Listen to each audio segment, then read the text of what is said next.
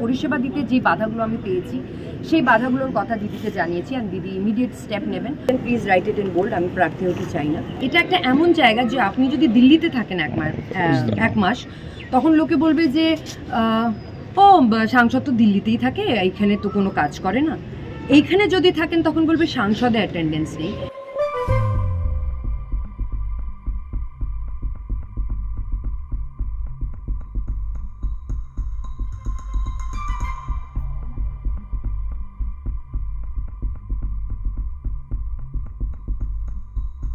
আমি আজ অব্দি বিরোধী দলের এগেনস্টে কিছু বলিনি, আমি নিজের দলের এগেনস্টে কি বলবো, কিন্তু এটাই বলবো যে আমি আমার পরিষেবা দিতে যদি আমার কোনো যদি না আমার পরিষেবা দিতে যে বাধাগুলো আমি পেয়েছি সেই বাধাগুলোর কথা দিদিকে জানিয়েছি আর দিদি ইমিডিয়েট স্টেপ নেবেন।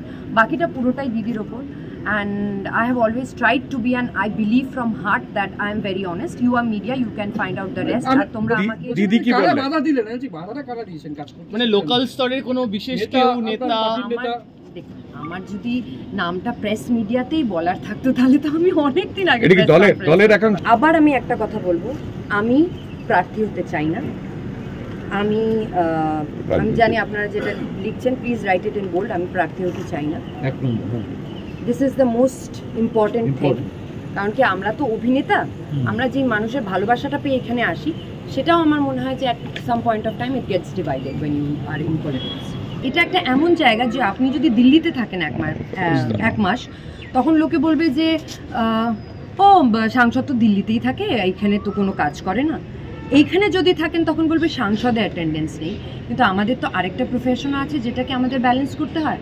সো আমাদের মতো মানুষরা যারা মিডিয়ার সামনে সবসময়, সোশ্যাল মিডিয়ায় সবসময় এগিয়ে আসে, তাদের গালাগাল দেওয়াটা ইজি হয়ে ওঠে। কিন্তু আমার আবার একটাই প্রশ্ন, আমি তো গালাগাল খাওয়ার মতো কিছু করিনি।